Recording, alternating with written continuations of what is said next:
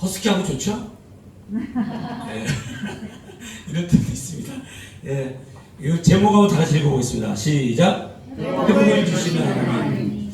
몸도 이렇게 건강해지면은 거뜬해지거든요. 근데 몸이 아프면은 이게 어딘지 모르게 하나가 나사가 빠진 것처럼 막 헤매고 그래요. 고생, 고민, 정신적 문제들도 완전히 해결돼야지 참된 기쁨이 있고 식사도 잘 돼요. 그때부터. 고민하면 이 밥도 안 먹혀지고 소화도 안 되고 그래요. 그러니까 이 정신적인 고통, 그다음 육체적인 고통이 우리 삶을 얼마나 힘들게 하는지 몰라요. 근데 이 모든 것들이 우리가 회복을 주시는 하나님, 오늘 말씀을 통해서 하나님은 우리를 잠깐은 고통을 주시지만 그 고통을 통해서 깨닫게 하시고 다시 원래 상태로 회복시켜 준다는 말씀이 오늘 본문의 말씀이에요. 그래서 오늘 본문의 말씀을 보면 이 고난, 이스라엘 백성들이 고난받는 게 이유가 있었다는 거죠. 그 고난 속에서 깨닫게 하시는 역사가 있는 거죠. 깨달아서 바르게 또 전에 똑같이 살아가는 것이 완전한 회복이죠. 그래서 오늘 여기 22절에 보면 이렇게 기록하고 있습니다. 그날 이후에 이스라엘 집속은 내가 여호와 자기들의 하나님인 줄 알겠고 그랬어요. 한번 더 합시다. 그날 이후에 이스라엘 족속은 내가 여호와 자기들의 하나님인 줄 알겠고. 네, 오늘 회복을 주시는 하나님의 그 첫 번째 소재는 뭐냐면 이 고난 이후에 그들이 깨달은 것은 뭐냐면 여호와가 우리들의 하나님이시구나. 이거 깨닫게 하기 위해서 그 고난을 주셨다는 거예요. 그러니까 우리들도 영육간에 연약한 부분이 있다가 회복될 때요. 이거 뭐 병의 문제, 또 직장의 문제, 고민, 근심, 걱정인데 그 과정을 돌이켜보면 여호와가 나의 하나님이신 것을 깨닫게 하시려고 이런 고난을 주셨구나. 이거 깨달으면 그때부터는 뭐예요? 완전히 회복되는 출발로 가져간다는 거죠. 그래서 내가 여호와 자기들의 하나님인 줄을 알게 했고 그랬어요. 여러분 이스라엘 백성들이 애굽에서 430년 동안 종노릇했을 때 하나님 건져내셨잖아요. 이유가 딱 하나예요. 내가 너희들의 하나님인 것을 알게 하시고. 우리가 잠깐 고통을 당하고 잠깐 어려움을 당하는 거 있는데 그것을 통과하고 나면, 그래서 오늘 22절에 그날 이후에 그랬잖아요. 그날 이후에는 뭐예요? 그 앞에 21절은 뭐예요? 모든 민족이 내가 행한 심판과 내가 그에 나타내려 권능을 보게 되는 심판이 있다는 거죠. 심판을 통과하고 나서 보니까 하나님만이 나의 아버지가 되시구나. 하나님만이 나의 구주가 되시구나. 이거 깨닫게 하시려고 이렇게 고난을, 심판을, 영광을 주셨구나를 알 수 있는 거죠. 28절을 보면요. 28절에 보면 뭐라고 되어 있습니까? 전에는 내가 그들이 사로잡혀 여러 나라에 이르게 하였거니와 후에는 그랬죠. 후에는 그때는 사로잡히고 힘들고 어려웠지만 후에는 내가 그들을 모아 고국 땅으로 돌아오게 하고 그 한 사람도 이방에 남기지 아니하리니 그랬어요. 한 사람도 남기지 않겠다. 원래대로 회복시켜 준다는 거죠. 여러분 이스라엘 백성들이 바벨론으로 70년 동안 포로 잡혀갔잖아요. 그러면 끝도 없는 거예요. 언제 해방될지도 모르고 언제 돌아갈지도 몰라요. 근데 갑자기 고레스 왕 원년에 하나님께서 고레스 왕의 마음을 감동시키사 이스라엘 백성을 보내라. 이스라엘 백성은 아무 영문도 몰라요. 갑자기 포로로 잡혀서 70년 동안 있으니까 만성이 돼가지고 우리는 여기서 그냥 살다 죽는 거보다 이러고 살고 있는데 갑자기 고레스 왕이 야 너희들 가서 성전 재건하고 성전 벽 건축하고 성전 건축하고 가 그래요. 이게 웬 은혜입니까? 이런 은혜가 있다는 거죠. 우리가 생각지도 않은 물질, 생각지도 않은 건강의 회복, 생각지도 않은 어떤 문제들이 해결된다. 여러분 갑자기 어떤 은혜가 있으면요, 야 엄청 땡 잡았냐고 막 쓰고 막 그 좋은 시간들을 막 허비하지 마시고요. 갑자기 어떤 좋은 일이 생겼다면요, 먼저 하나님께 감사하셔요. 할렐루야. 왜냐하면 어려웠을 때 하나님께서 분명히 여호와가 나의 하나님이심을 알게 하시려고 심판과 고난을 주셨지만 갑자기 좋은 일이 생기는 거예요. 가라. 영문도 뭐 고레스 왕이 갑자기 마음이 변해가지고 가라는 거예요. 그러니까 와가지고 뭐야? 성전 건축하고 재건하고 막 하는 거예요. 근데 그 이유가 딱 하나예요.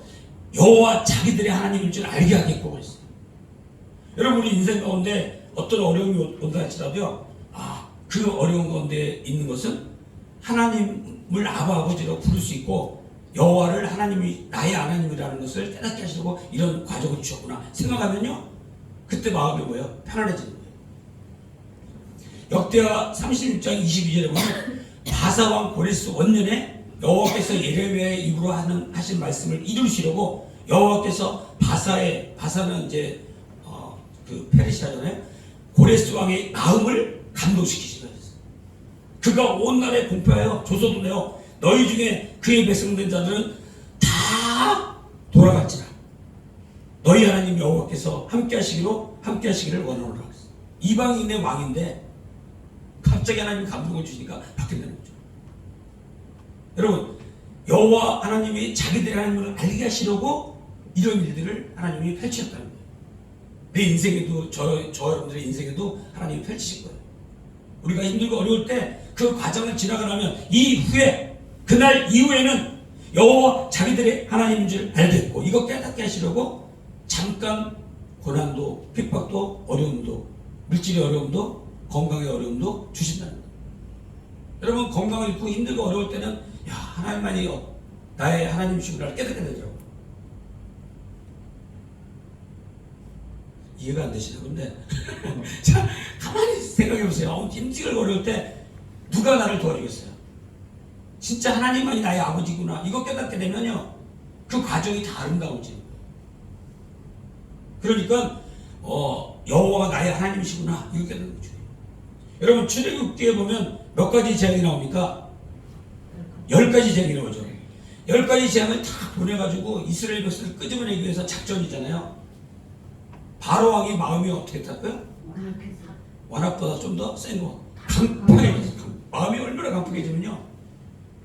물이 피가 되게 하는데 안 되겠다. 두 손 들고 가라앉혀 놓고 또 안 된다 그래.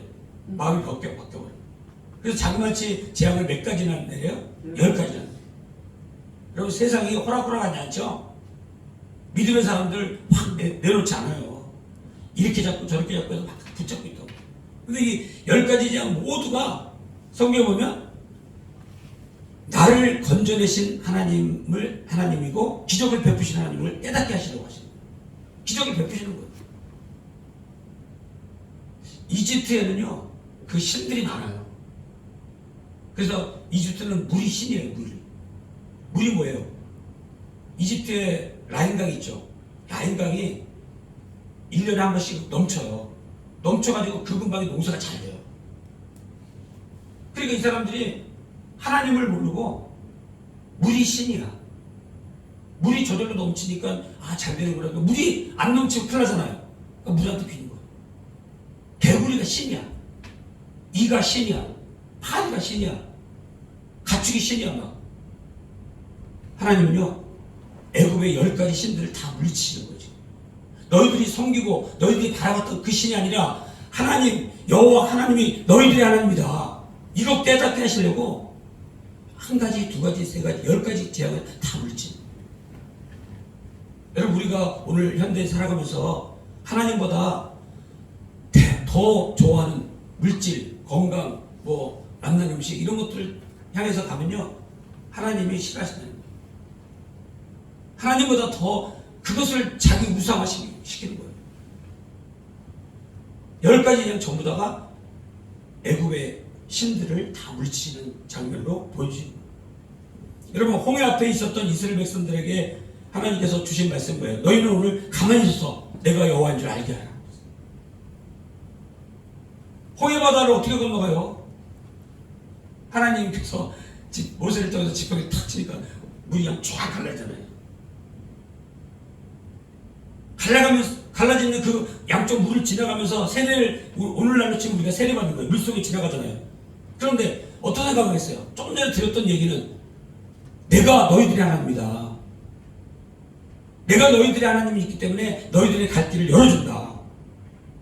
두려워 말고 놀라지 말라. 그러면서 걸어가지 않겠어요?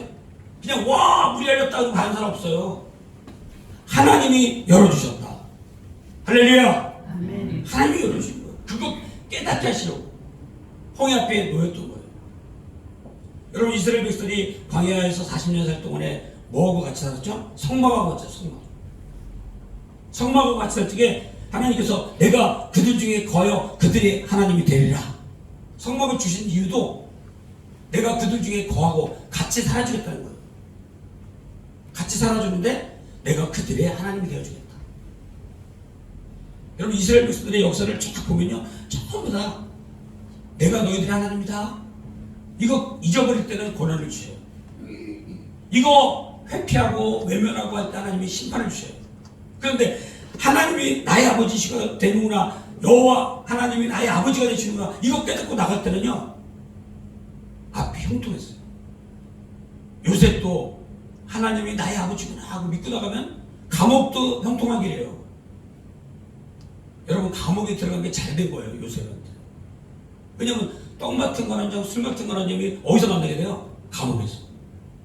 만약에 감옥 안 들어갔으면 그냥 평생 그 보드갈 집에서 그 보드갈 장군 집에서 그냥 총무로 사는 게 끝이에요. 여러분 우리가 인생에 살다가 좀 어려움 당하고 고난 당하는 게요, 어떤 사람을 만날지 몰라요. 그 사람 만나면 내 인생이 달라지는 거예요. 사람 잘 만나야 돼요.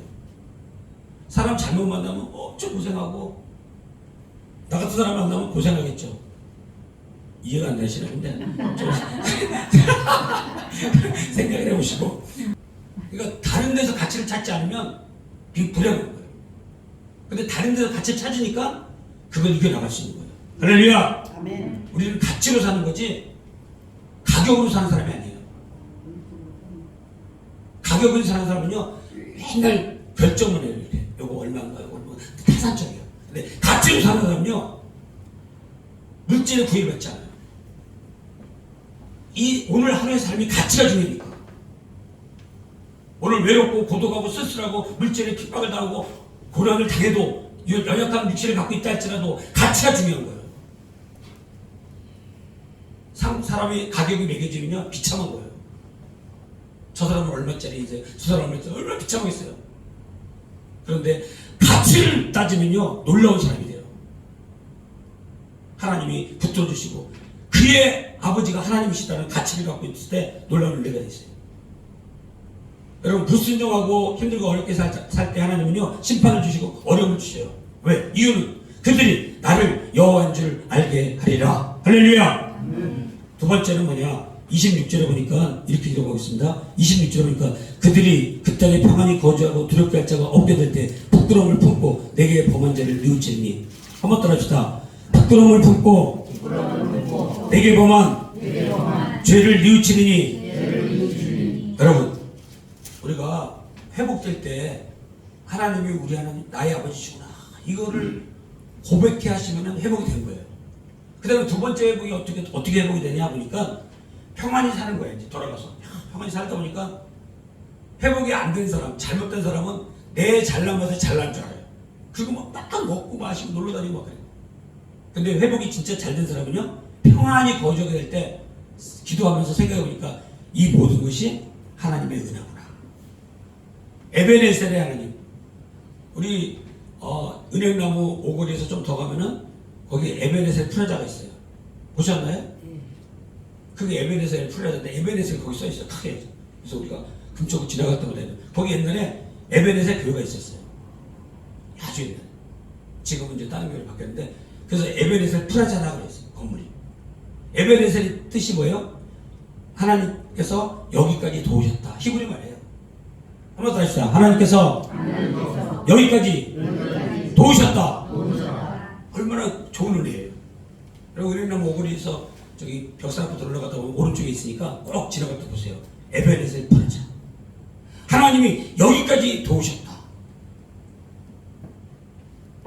그러니까 지금 평안하게 잘 먹고 마시는데 곰곰이 생각해 보니까 모든 것이 하나님의 은혜고 모든 것이 하나님의 은혜였어. 그리고 돌이켜보니까 내 죄악이 더 많아. 그래서 뭐예요? 죄를 깨닫게 되고 그들에게 뭐예요? 부끄러움을 품고 내게 범한 죄를 뉘우치니 이랬어요. 그래서 부끄러움이 알아야 돼요.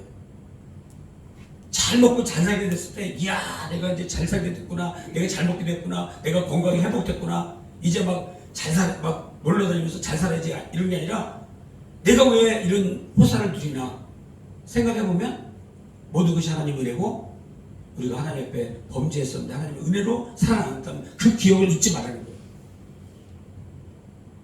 여러분, 개구리가 어릴 때 시절을 모르죠? 올챙이 시절 알아야 돼요.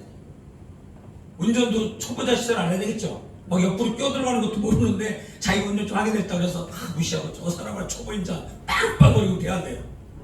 안 되는 거예요. 자기도 초보였어요. 초보 때는요, 옆에 못 들어가고 겁나가지고. 지금은 어때요? 쓱쓱 들어가죠, 그냥. 쓱쓱 들어가니까 못 들어가는 사람 보고, 저런 사람 다 있냐. 그러면 안 된다는 거예요. 그러니까 평안하게 되고 잘 되고 잘 나갈 때 내 잘못에, 내가 잘난 것에 된 게 아니라니까요. 부끄러움을 알아야 돼요, 부끄러움. 부끄러움을 알고, 야, 하나님의 은혜구나. 그리고 다 내 죄를 깨닫고 하나님 앞에, 야, 내가 이럼에도 불구하고 이런 호사를 누립니다. 그리고 뭐 해야 돼요? 감사해야 되는 거죠. 생각해보면 부끄러움 뿐이고, 하나님께 범한 죄가 하나하나 생각나서 눈물로 기도하게 되고, 하나님, 내가 이렇게 지금 이렇게 이만큼이라도 살게 된 것도 다 하나님의 은혜입니다. 전에 죽을 수밖에 없고 낮아지고 쓰러지고 죽을 수밖에 없는 상황이었는데 지금 이렇게 회복된 것도 다 모두 다 뭐예요? 하나님의 은혜입니다. 이렇게 사는 게 중요해요. 23절에 보니까 여러 민족은 이스라엘 족속이 그 죄악으로 말미암아 사로잡혀 갔던 줄을 알지라 했어요. 여러 민족들은 이스라엘 족속이 어떻게 됐다고요? 그 죄악으로 말미암아 사로잡혀 간 거예요. 그러니까 회복됐을 때, 여러분 왜 이 병마가 왔나? 회복됐을 때 이 물질이 없었는데 내가 왜 고통당했나? 생각하면 나의 욕심, 나의 죄악들이 있지 않나? 살펴보라는 겁니다. 이스라엘 족속이 그 죄악으로 말미암아 사로잡혀 갔던 줄을 알지라 했어요. 어느 때 아는 겁니까? 그들이 26절에 보니까 그들이 그 땅에 평안히 거주하고 두렵게 할 자가 없게 될 때에 그랬잖아요. 그러니까 모든 일이 회복되고 잘 됐을 때 내가 잘난 것에 이렇게 잘 됐구나를 생각하지 마시고 부끄러움을 알고 하나님께 범죄함으로 해서 이스라엘 백성들이 70년 동안 포로 잡혔구나 이거 깨달으니까 와서 성전을 건축하고 재건하면서 어떤 생각이 들어요? 야, 우리는 아무 공로가 없구나. 죄를 범해서 마땅히 70년 포로로 잡혀갔고 하나님의 은혜로 돌아왔고 하나님 은혜로 지금 살아가는구나. 부끄러움을 알고 살아가면 사람이 뭐예요? 경건해지고. 근데 부끄러움을 알지 못하고 살아가면 뭐예요? 그냥 내가 잘해서 내가 성공해서 이렇게 나간다는 거죠.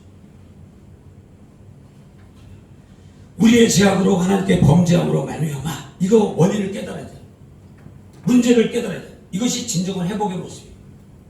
그럼 진정한 회복된 사람은요 다 내가 이렇게 해서 했습니다 이런 말 안 해요.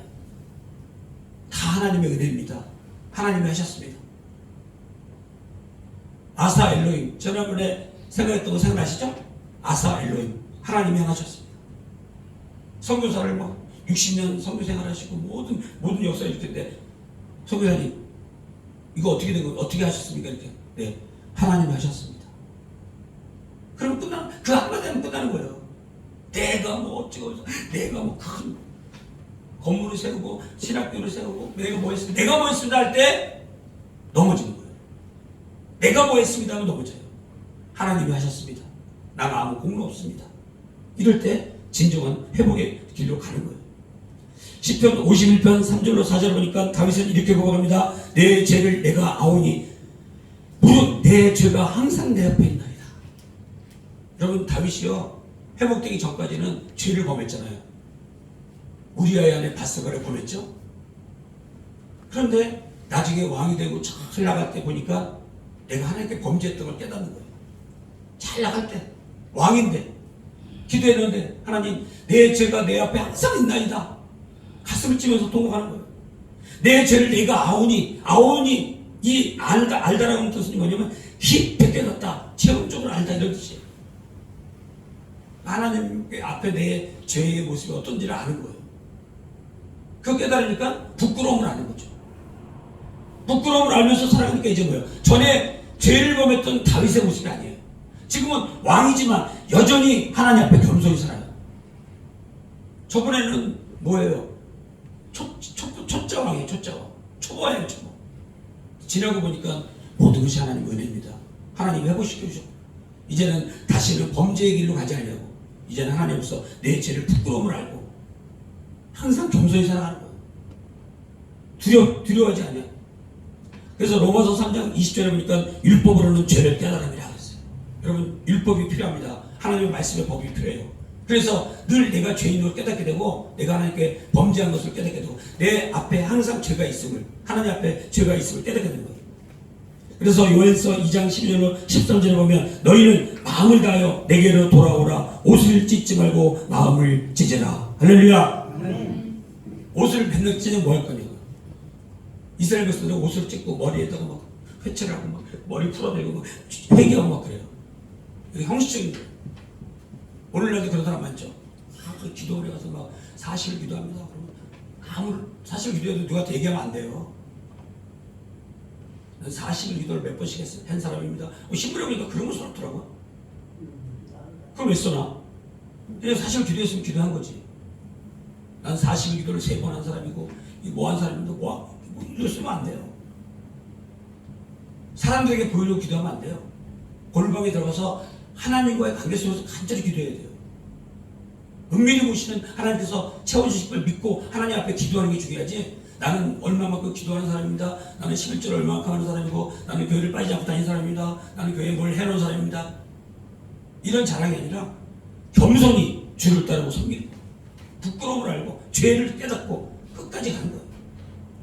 사도행전 2장 37절에 보니까 베드로가 너희가 십자가에 못 박은 이 예수를 하나님께서 죽은 자 가운데서 살아나가셔서 그리스도가 하나님께서 이 죽은 예수를 그리스도가 되게 하셨느니라. 이렇게 베드로가 설교를 하니까 거기 있던 사람들이 마음이 찔려가지고 우리가 어찌할 거고 이게 부끄러움을 하는 거예요. 한번 다시 해요. 우리가 어찌할 거. 여러분 말씀을 들으면요 좀 부끄러움을 깨닫고 깨닫는 게 있어야 돼요. 그러면 이제 우리가 어찌할 거 이렇게 되면 회복이 되는 거예요. 근데 뭐 말씀 지난주나 지지난주나 맨날 그 말씀이지 뭐 이러면은 은혜가 안 돼요. 야, 그 말씀이 오늘 나로 깨닫게 하시는구나. 나를 부끄럽게 하는구나. 내 죄악에 깨닫게 하시는구나. 마음이 찔려가지고 어찌할꼬 그랬어요. 그럴 때 베드로가 너희가 회개하여 각각이에요. 여러분 회개는요 각각 해야 돼요. 예수 그리스도의 이름으로 세례를 받고 제사함을 받으라. 그리하면 성령의 선물을 받으리니. 이게 가장 중요한 내용이에요. 베드로가 너희가 회개하고 예수 그리스도의 이름으로 세례를 받고 제사함을 받으라. 그리하면 성령의 선물을 받으리라 그랬어요. 그러니까 마음을 찢고 회개하고 이것을 깨닫고 나가면요 온전한 회복이 됩니다. 성령 받으면 그때 완전히 회복된 거예요. 그러니까 성령이 사람이 돼서 움직이죠. 그래서 우리가 평안히 나갈 때 교만하지 아니하고 내 잘난 것을 살지 아니하고 모든 것이 하나님의 은혜구나. 내 앞에 항상 부끄러움을 가지고 겸손한 모습으로 살아가는 게 중요해요. 자 이제 마지막으로 우리가 완전한 회복은 어떻게 되느냐 보니까 여기 27절에 보니까 내가 그들을 만민 중에서 돌아오게 하고 각 적국 중에서 모아내어 많은 민족이 보는 데서 그들로 말미암아 나의 거룩함을 나타낼 때라. 한번 더 합시다. 그들로 말미암아 나의 거룩함을 나타낼 때라. 여러분 완전히 회복되면 어때요? 병원에서 막 골골골 하는 사람이 회복되면 뭐 하는 거예요? 자기가 원래 하던 일 하는 게 회복된 거예요. 왜 병원에서 있을 때 얼마나 그 자기 하고 싶었던 일 하고 싶을까요? 그렇지 않겠어요?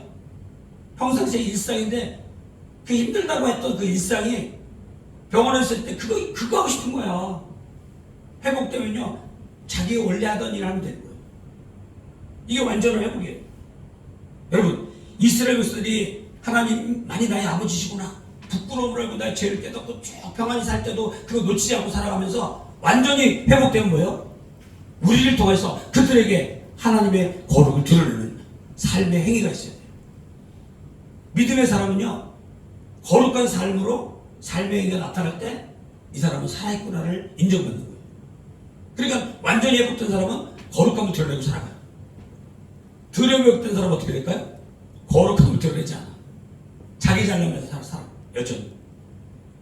그래서 나는 민족이 보는 데서 그들로 말미암아, 그들이 누굽니까? 돌아온 자들이에요. 그들이 회복된 자들이에요. 회복된 자들이 나의 거룩함을 뭐한다? 나타내리라 그랬어요. 나의 거룩함을 나타냈다. 이것은 뭐냐면 거룩함을 어떻게 드러냅니까? 믿음이 있어야 거룩함을 드러낼 수 있어요. 믿음으로 사는 삶을 보여줘야 이 사람 하나님을 믿는 거룩한 사람인 걸 깨달을 수 있어요. 민수기 20장 12절에 보면 하나님께서는 모세에게 이스라엘 백성들이 물 좀 달라 물 좀 달라 하니까 하나님의 말씀은 뭐였어요? 반석에다가 명령을 내려서 물을 내라 그랬어요. 하나님은. 근데 모세는 어떻게 했어요? 모세는 지팡이로 2번을 내리쳐서 막 화를 낸 거예요. 사실 내가 너희들의 하나님이냐? 내가 물을 내냐? 너희를 위해서 물을 내냐? 그때 너희가 나를 믿지 않냐고 이스라엘 자손의 목전에서 내 거룩함을 나타내지 아니하고 이랬었어요. 그러니까 믿음으로 명령하면 될 거를 그냥 반석을 내친 거예요. 봐라 이놈들아 이러면서. 그래도 하나님은 물을 내주셔요.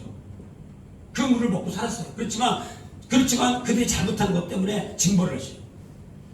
너희들이 이스라엘 백성들을 가나안 땅으로 인도해 가는데 너희들은 들어가지 못한다.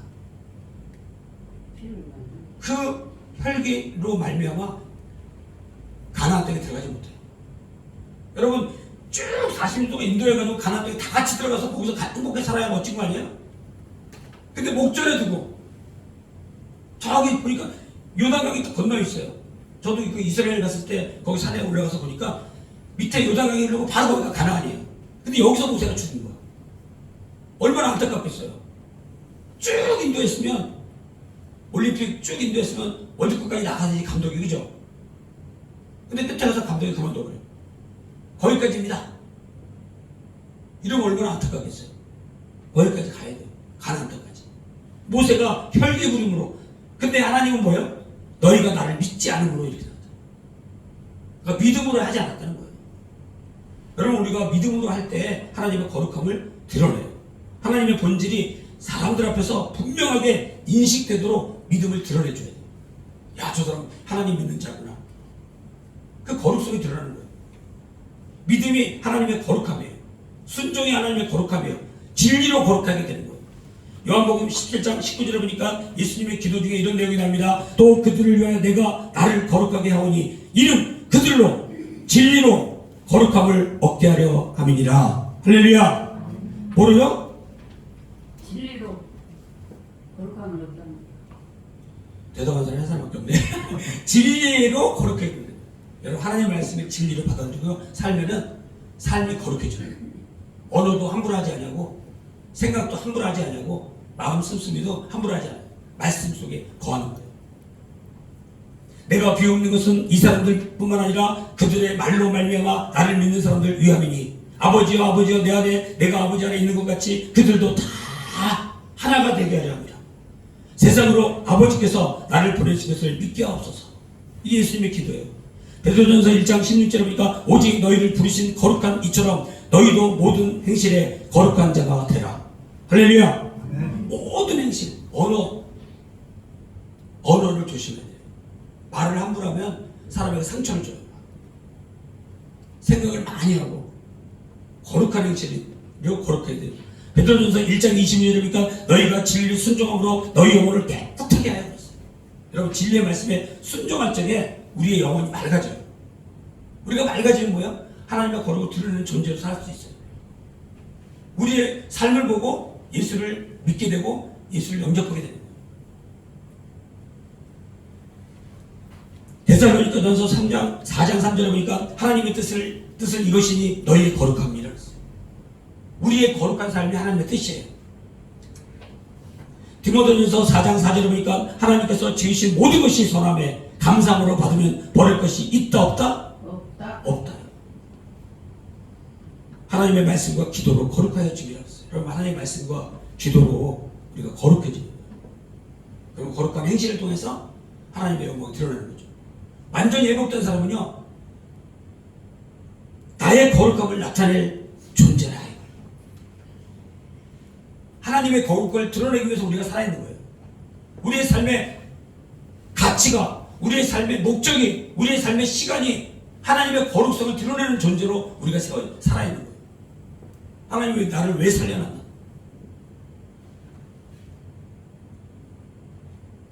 이제 마지막 한 말씀을 하고 마치는데, 베드로전서 4장 1절까지 보니까 그리스도께서 육체의 고난을 받으셨으니 이미 너희는 같은 마음으로 갑옷을 삼으라.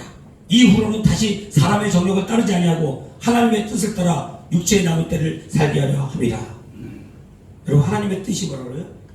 하나님의 거룩성을 말씀과 기도로 순종으로 하나님의 거룩을 드러내는 거예요. 육체의 남은 때 다 각각 다르죠? 그 육체의 남은 때를 그렇게 살게 해달라고 기도하면서 한다는 거죠. 하나님의 거룩성을 드러내면서 살게. 욕심을 따라, 구습을 따라가지 아니고, 육체를 따라가지 아니고, 이제는 영적으로 거룩한 삶을 추구하고 거룩한 동기를 가지고 살아가는 거예요. 복음을 전하며 죽어가는 영 건지며 살리는 가치 있는데 투자하는 거예요.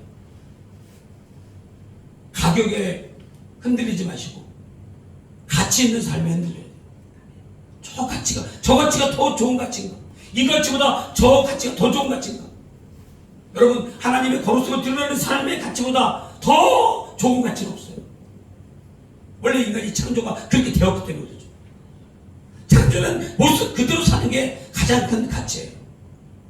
자동차가 자동차로 그대로 움직일 때 가장 좋은 가치로 있는 거예요.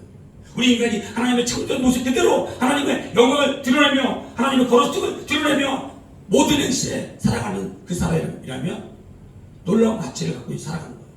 이제 말씀을 마치러 갑니다. 진정한 행복은 하나님이 나의 아버지인 것을 꼭 기억하고 사는 거예요. 삶 속에서 부끄러움을 가지고 살아요. 늘 내가 죄인 된 사람이 하나님의 은혜로 삽니다. 이거 놓치지 않고 살아야 돼요.